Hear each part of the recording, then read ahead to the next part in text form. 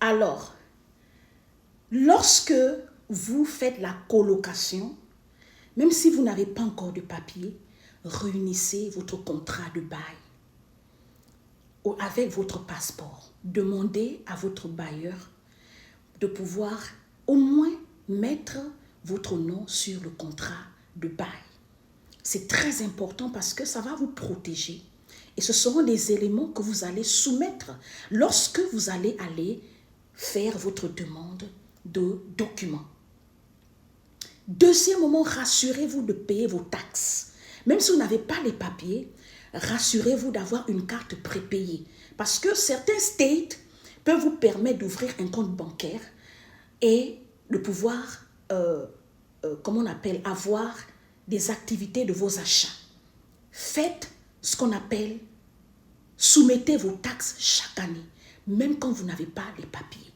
Il y a des states comme Alabama, comme la Californie, comme, comment on appelle ça, Philadelphie, où vous pouvez avoir un ID de taxes. Ça veut dire que quand vous partez soumettre les taxes, on va vous donner une carte, d'accord, du numéro de votre caisse des taxes.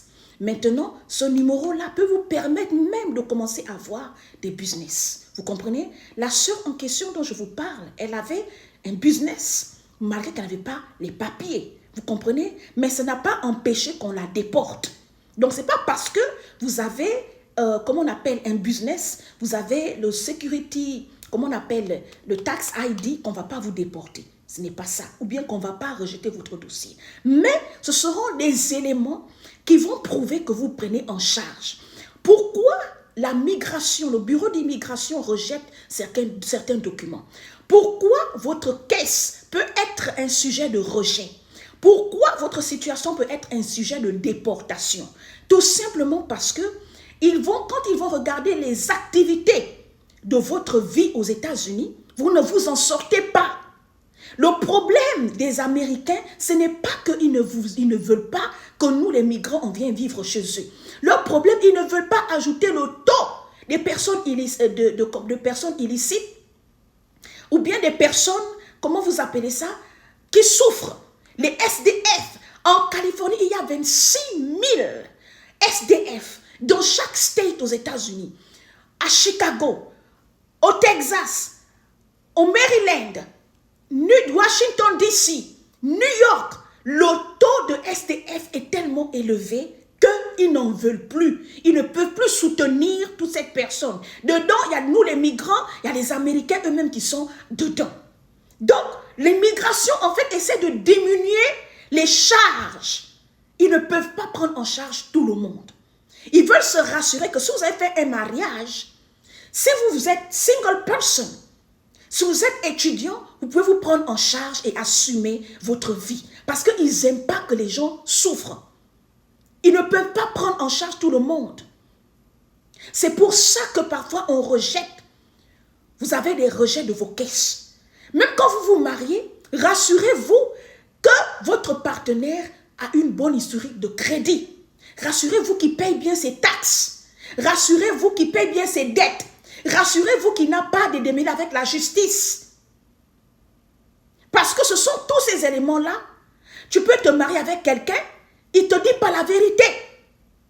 Je connais une sœur, une autre histoire aussi d'une sœur qui s'est mariée avec un monsieur, avec qui ils se sont aimés, un black américain et tout.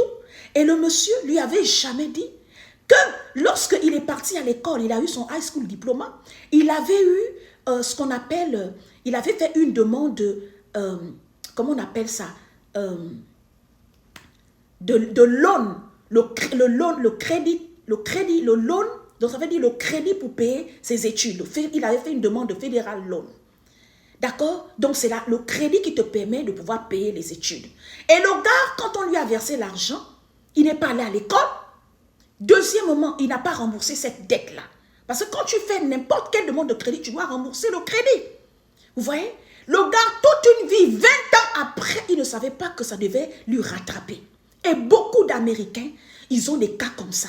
Ils ont pris des dettes, ils n'ont pas payé. Ils ont pris des dettes d'études, ils n'ont pas payé. Et ils se disent que, ok, ils ont des dettes de l'hôpital qu'ils n'ont pas payé. Et ils se disent que, bon, tant qui sont là, même nous, certains migrants, ont fait la même chose.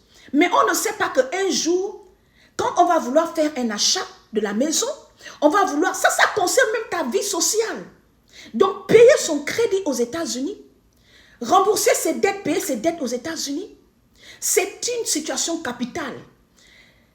Comment on appelle, déclarer tes taxes chaque année est très important. Quand tu es appelé à devenir un père de famille, une mère de famille, vous voyez, si vous êtes un couple, vous avez fait un mariage qui soit blanc ou un vrai mariage, rassurez-vous que votre conjoint, quand il déclare les taxes, il ajoute votre nom. Dans son assurance vie, il doit ajouter votre nom. Ça, ce sont les informations pour vous aider quand vous partez faire l'interview. Vous comprenez? Et quand vous faites vos demandes de documents. Parce qu'il y a des éléments que beaucoup de gens ne savent pas que ce sont ces éléments-là qui vont faire que soit on rejette votre appel, vos dossiers, ou bien on vous accepte. Vous comprenez un peu? Même quand vous prenez l'avocat, il y a des choses que l'avocat va vous demander, il va vous dire parce que vous avez payé une certaine somme. Il y a des informations que certains avocats ne vous donnent pas. Vous le savez. Vous voyez un peu? Donc, il est très important, la famille, d'être sûr que si vous avez fait un mariage, qu'il soit un vrai mariage ou un mariage blanc, que vous avez, d'accord, vos deux noms qui sont joints dans vos contrats de bail.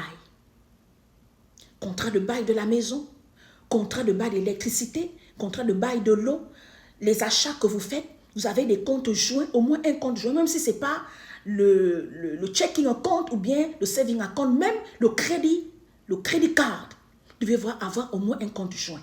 Ensuite, quand vous déclarez les taxes, celui qui n'a pas les documents, celui qui a les documents, le conjoint qui a les documents, doit joindre le nom de son conjoint qui n'a pas le document quand il soumet les taxes. Ce qui fait que la seule difficulté dans ça, c'est que si celui qui a les documents, il a des dettes impayées, quand vous aurez les papiers, le poids des dettes de votre partenaire sera aussi sur vous.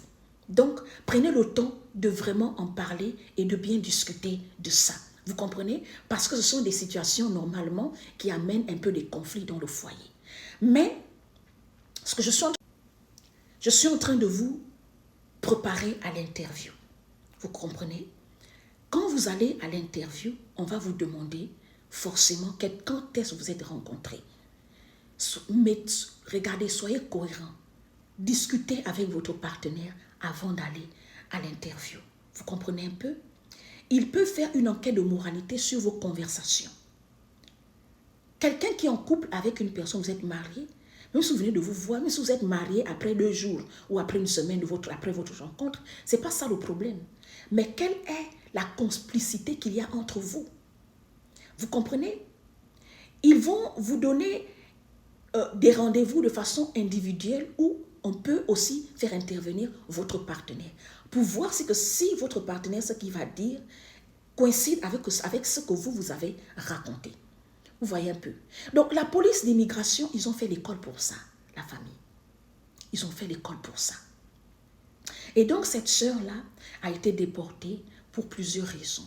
Donc, l'incohérence durant ces interviews, vous comprenez? Et ensuite, le sécurité sociale number de son partenaire qui était gâté parce qu'il n'avait jamais payé ses dettes.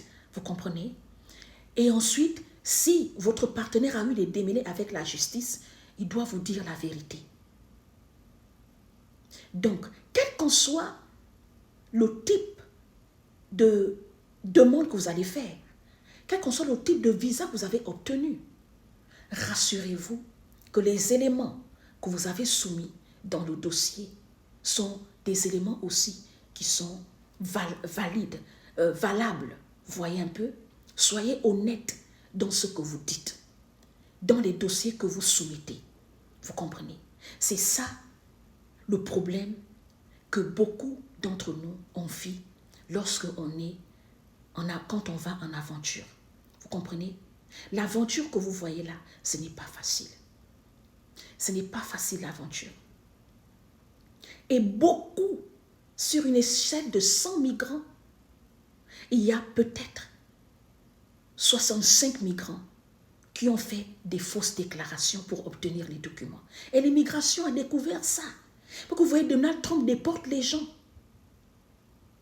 Parce qu'ils se sont rendus compte qu'il y a